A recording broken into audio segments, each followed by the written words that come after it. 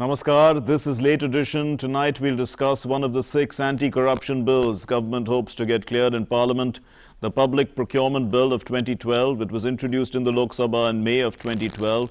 It was sent to the Standing Committee headed by the BJP leader Yashwant Sinha, and the recommendations are being considered before the bill is presented again. Now, some argue that it is perhaps the single most important measure to tackle corruption, since government procurement is between 20 and 30% of GDP and is currently regulated by government rules and guidelines, still giving scope to big-ticket corruption. Well, the bill seeks to regulate procurement by ministries, central government departments, central public sector enterprises, autonomous and statutory bodies, and other procuring entities, and it aims to ensure transparency, accountability and probity in procurement, fair and equitable treatment of bidders, promoting competition, enhancing efficiency and economy, and also safeguarding integrity and enhancing public confidence. Well, the bill draws from the rules, guidelines and model documents, and it also builds on national and international experience. To discuss this subject, let me introduce our very eminent panel representing views of industry, both public and private sectors, as well as the UN Office on Drugs and Crimes and the nodal UN institution for anti-corruption issues, civil society, as well as consumer groups. We have with us Mr. N.N. Mishra, who is the Director of Operations at NTPC, giving us the public sector view. We have Dr. Siddhartha Roy, the Chief Economist at Tata Group, giving us the private sector view. He's joining us from Mumbai. Mr. Pradeep Mehta is the Secretary General of Consumer Unity and Trust Society, CUTS International, representing the consumer groups, joins us from Jaipur. Ms. Bulbul Sen is the former Chief Commissioner of Income Tax and a member of the UN's Office for Drugs, Office on Drugs and Crimes, and the expert. She's a member of the expert group on public procurement and also a co-author of a book on government procurement in India. And Ms. Shabnam Siddiqui is the India head of anti-corruption at Global Compact, the UN Network for Ethical Business. Thanks very much, ladies and gentlemen, for being with us. We'll start with you, Ms. Sen. You know, we already have an anti-corruption law. We have institutions like the CAG, we have the CVC, we have the Competition Commission of India. Why do we need another law on public procurement? Well, basically, I think that is the problem. We have too many guidelines. It's a jungle of rules. But none of these has the force of law. It's for the first time that we have a law bringing together the best practices from national and international fields in the shape of the Public Procurement Bill. Ms. Siddiqui, are there any obligations that, you know, all countries of the world need to follow, that they all have to have some sort of Public Procurement Act? With the recently passed UN Convention Against Corruption, it lays down recommendations, some mandatory, some obligatory for different companies. And of all the countries that have ratified the convention, like India, which did ratified it in 2011, there is an obligation to bring in laws in compliance with the ratified treaty, and public procurement and probity in procurement is one of the major things that the convention talks about. So, yeah, it is an important part of the international document. Dr. Siddhartha Roy, would you say that the public sector has been demanding a law like this? I mean, at least in terms of public bidding, to make it clearer, the definitions clearer, the processes clearer? You mean the private sector? The private sector. Basically, yes, a bill like this, which is being introduced and where we are going to have the legal procedures clearly laid out, will encourage the private sector to bid for these public procurement processes, because now the rules are the ground rules are clear. There is a grievance redressal mechanism. Finally, one thing which we would like to add to it is at this particular point of time, public sector get some preference when it comes to public procurement. So you're asking for a better, more level playing field? We would like to see a level playing field. Sure. And that may be discussed when the bill is taken up for. Right. Mr. Mishra, the public sector has been thriving in a monopolistic environment, some would say.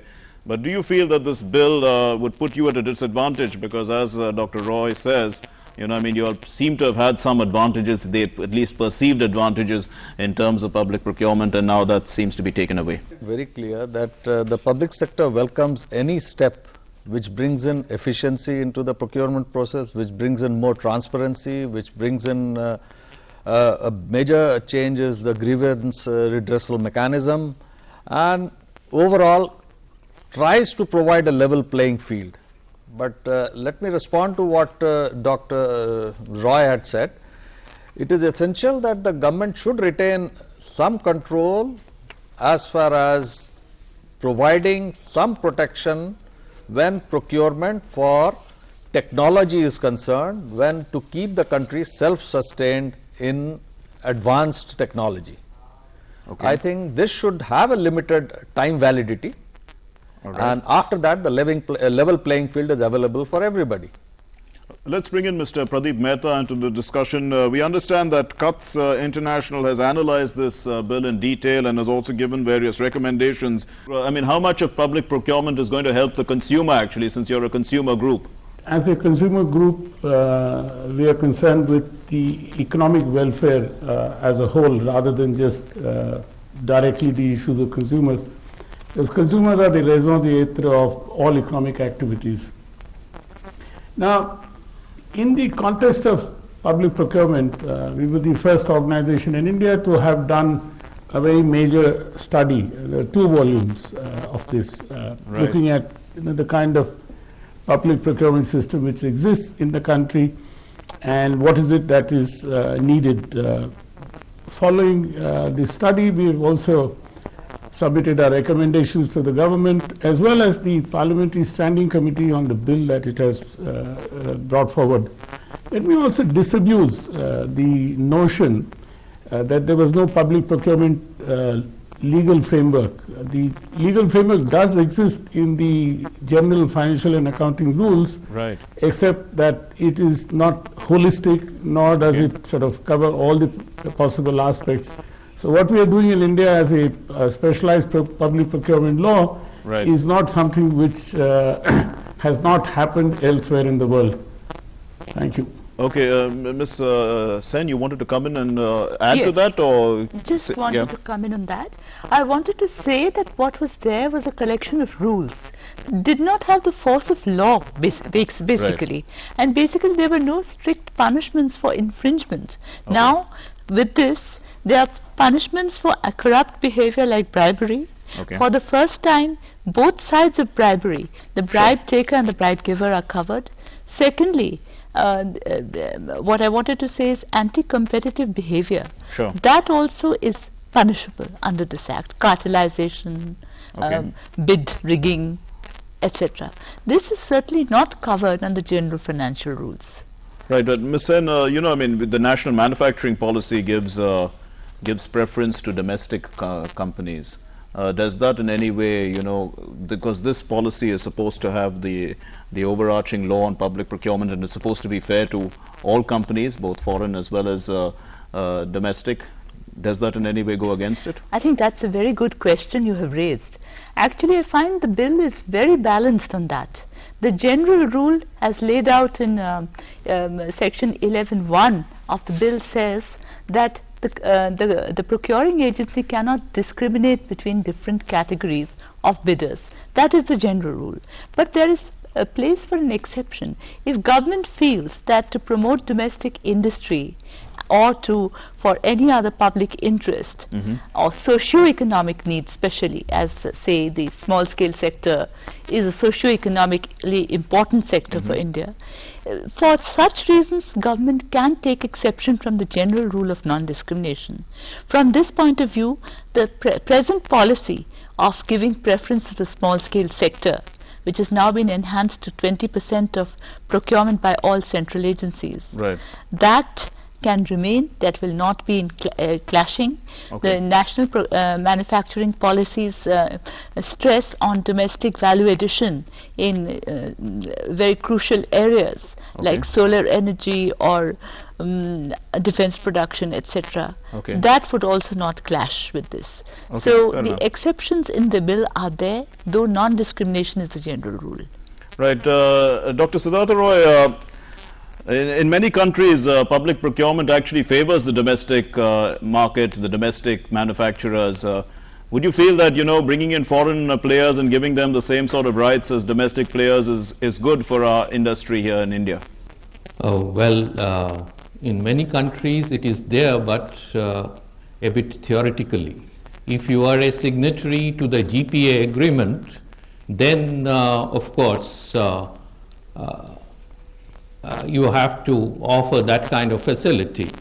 But India still has an observer status in GPA. Right, right. So I don't think it is obligatory on our part to give all the necessary non-discriminatory options to international competitors. We can look at domestic industry more favorably. So that's where we stand at this point of time, but this needs to be discussed when the bill is taken up.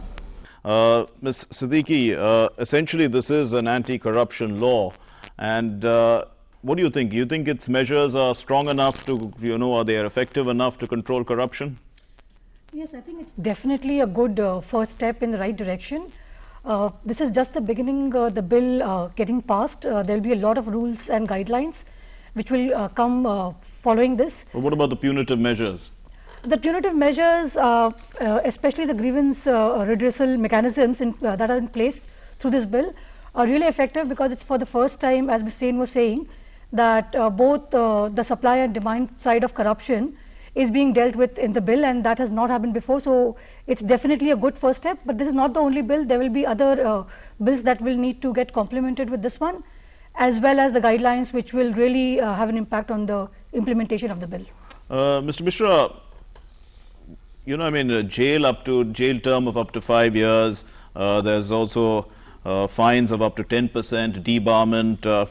Would you say that, this, of course there are rules now in place, this actually restricts the mental application of a person who's actually doing the procurement officer.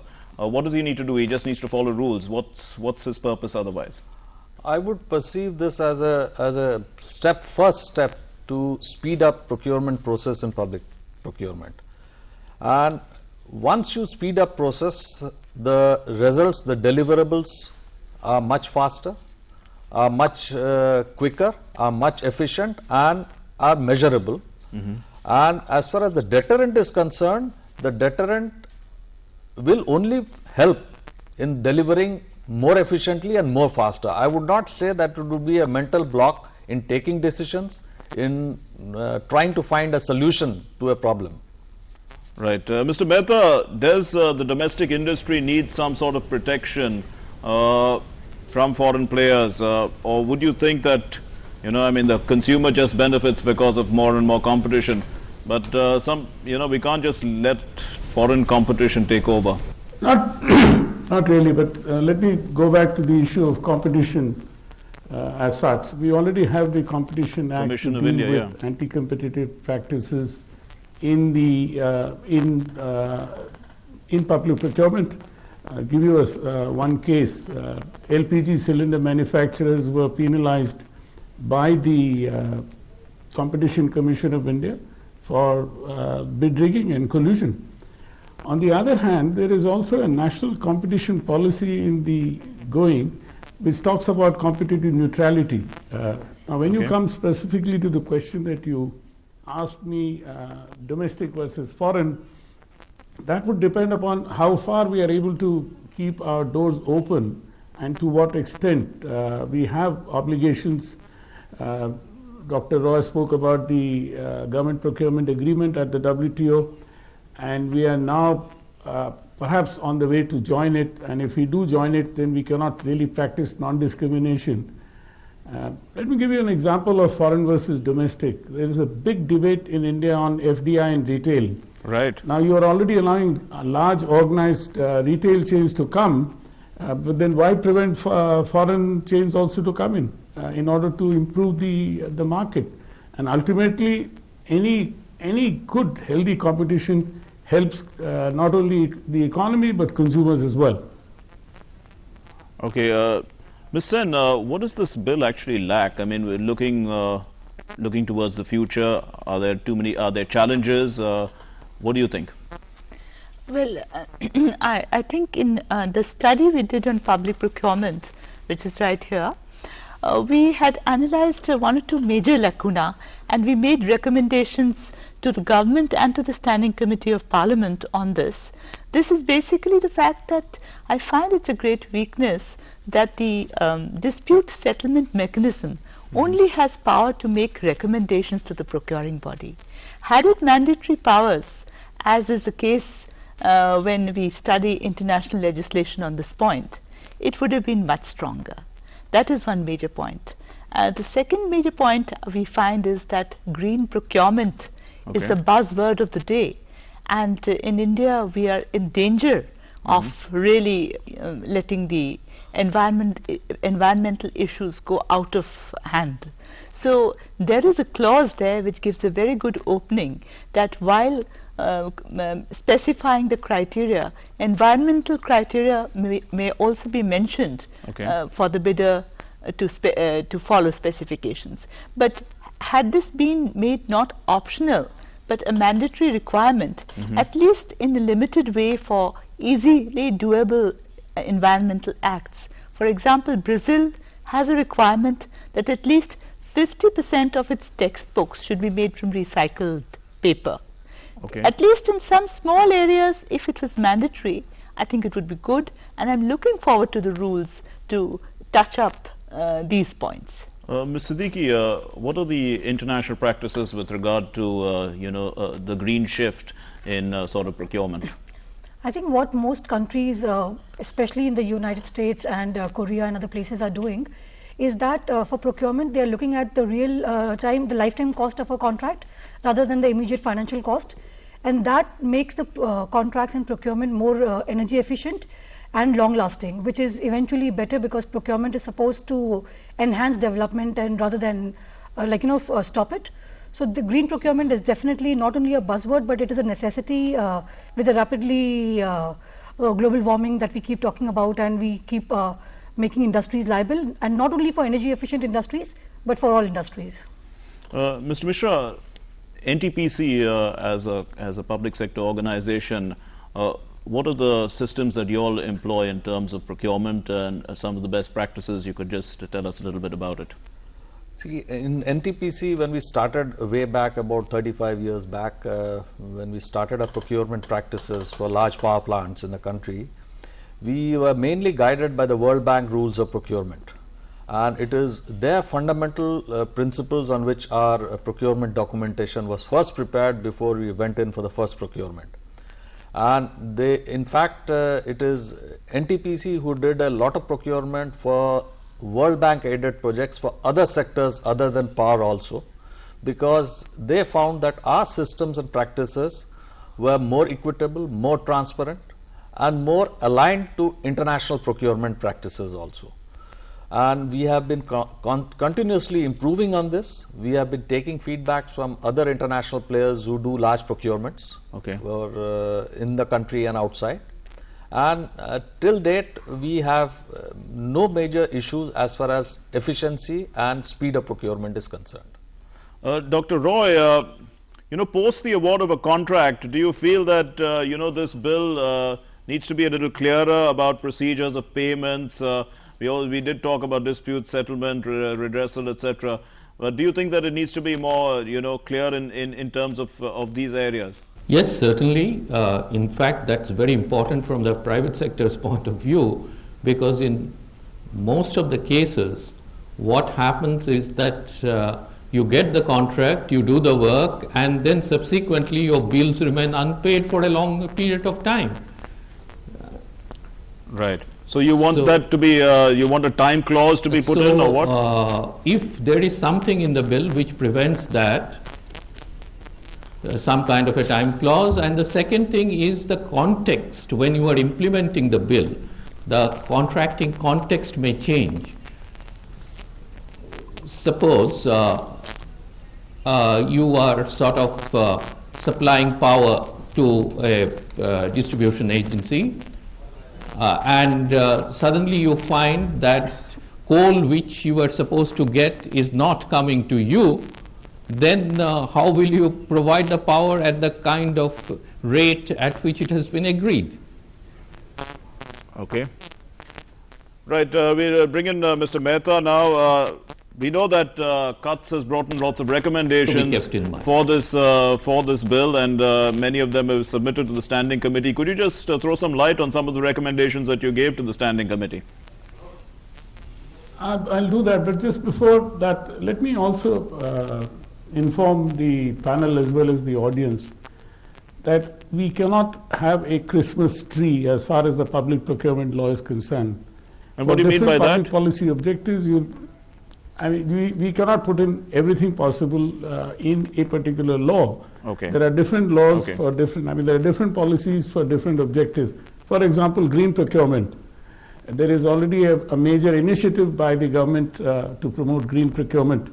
The public procurement bill basically looks at the integrity of the public procurement system and to deal with the distortions which arise due to various factors, but without ignoring the fact that there are various other laws. Now, when you talk in terms of integrity and corruption, as you said in your opening remarks, that there are 6 anti-corruption bills. Right. Now, all these will help the public procurement process to be more effective than what it is today. Today, it is anybody's guess as to how it happens. We also pointed out that about 30% of our GDP is public procurement, and of that, even if you assume that 15% is the leakage or the kind of problem which happens, the amount is staggering. It is humongous. And that itself can add to the economic welfare in a very big way possible.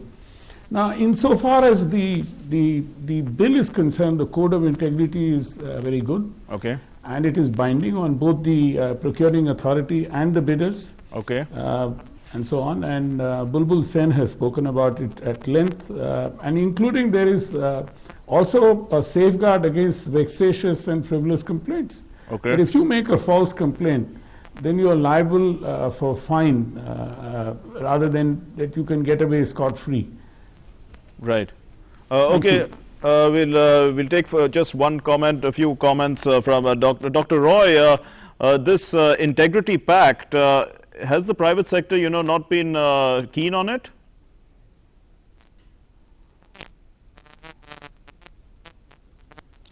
The Code of Integrity, yes. We have well laid out procedures now on the table. So this Integrity Pact is of great use, and reputed private sectors will like to bid for public sector procurement. So from that point of view, it's a very sort of a welcome step. Sure. Right, and the final word from you, Mr. Mishra. What do you think this bill is going to just improve the way public sector functions completely? Definitely is going to improve the whole procurement process in public sector. Okay. But one observation I would like to make is that the private sector also does a lot of procurement. Sure. We would welcome them to have a look at this bill, and large corporate private houses with good corporate governance should also welcome this public procurement bill. Thank you very much, ladies and gentlemen, for being with us on this show, late edition, talking about the Public Procurement Bill of 2012. Well, the Public Procurement Bill, the punishments include imprisonment from 6 months to 5 years, forfeitures and recoveries, debarment from bidding in certain circumstances, and fines up to 10% of the procurement value. There's also an inbuilt safeguards also for protection of action taken in good faith, and punishment up to 5% of the value of procurement for vexatious complaints. Now, currently, the public procurement in the country by the central government follows the General Financial Rules, as was mentioned, of 2005. And this bill is based on recommendations of the Committee on Public Procurement, which was accepted by the GOM, which was headed by the then Finance Minister, Shri Pranab Mukherjee, in 2012. Thanks very much for watching. Namaskar.